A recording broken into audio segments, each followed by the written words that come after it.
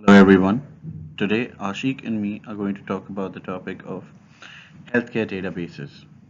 So before we delve further into the topic of healthcare databases and we talk about a particular database that we have in mind, let me talk about the time of when the first medical record was found. It takes us back to the time of the ancient Egyptians at around 400 BC.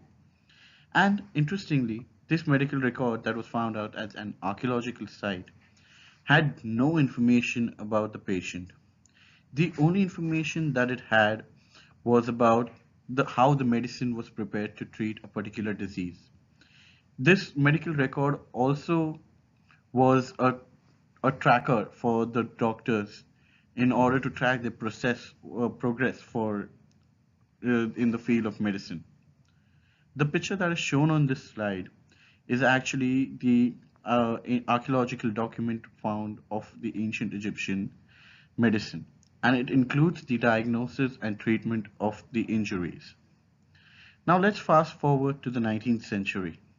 So why did I specifically choose the 19th century? What happened in the 19th century that it became an important date for databases?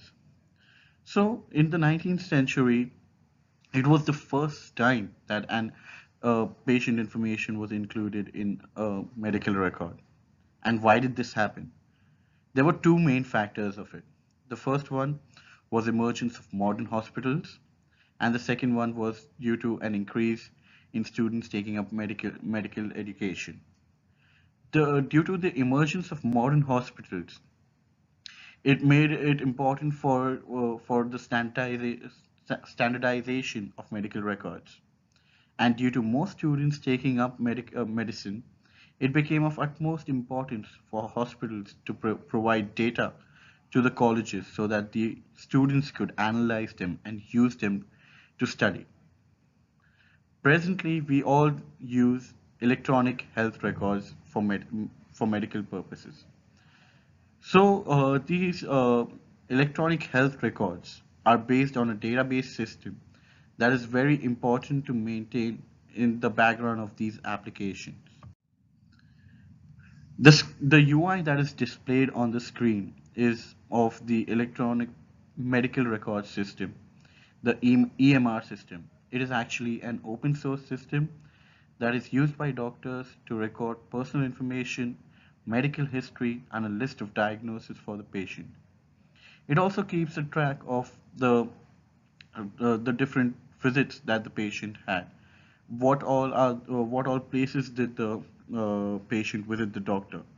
Which doctor or the hospital did the patient visit? Now I'm going to share some interesting facts. The healthcare industry in US alone is worth $7 trillion. And each of us in this room can generate about 300 million books of healthcare data in one's lifetime. How is this data being generated? This data is generated due to medical records, clinical trials, and research. It is also being generated from fitness bands, implanted devices, and other sensors that collect real-time data. If this data isn't enough already, it is estimated that medical data doubles every 3 years. And this data that is being generated each year is being put to use by IBM with their artificial intelligence system, IBM Watson.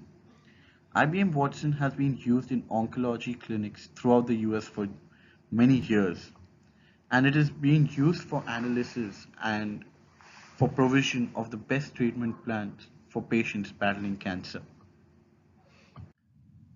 The healthcare database that we are going to discuss is HCUPNet. HCUP stands for Healthcare Cost and Utilization Project.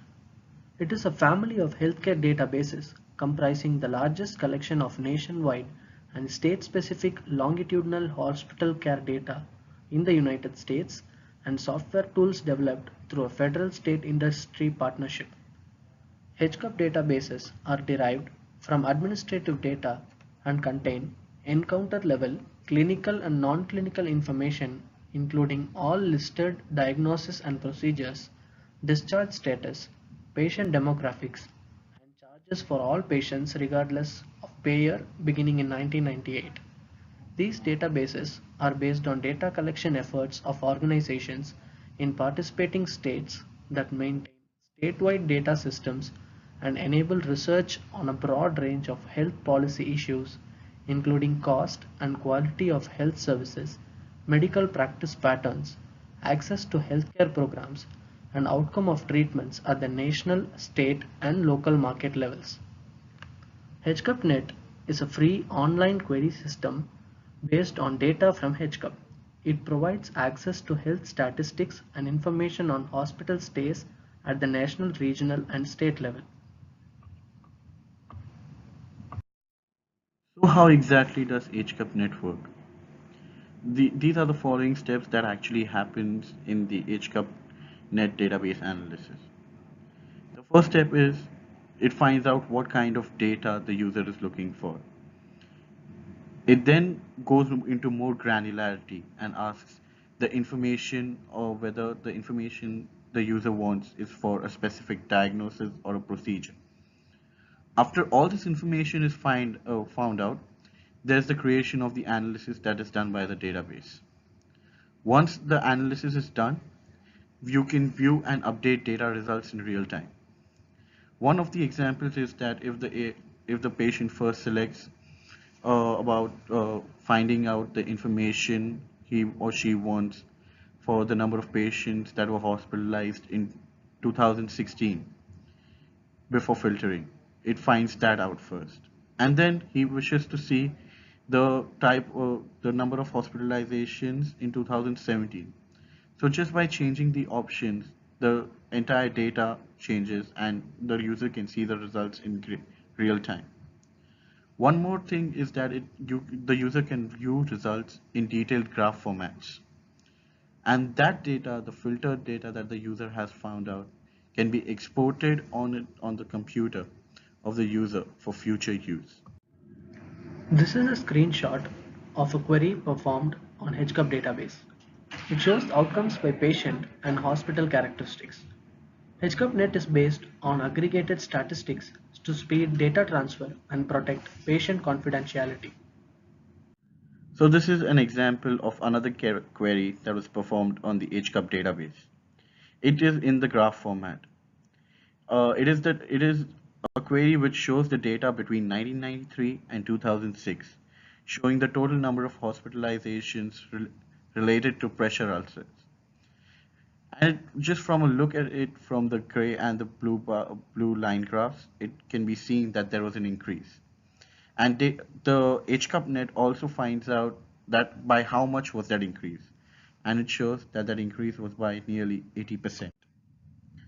So what are the other kind of questions that HCUPNet can answer? They are, what are most common conditions that are treated in a particular state all over United States?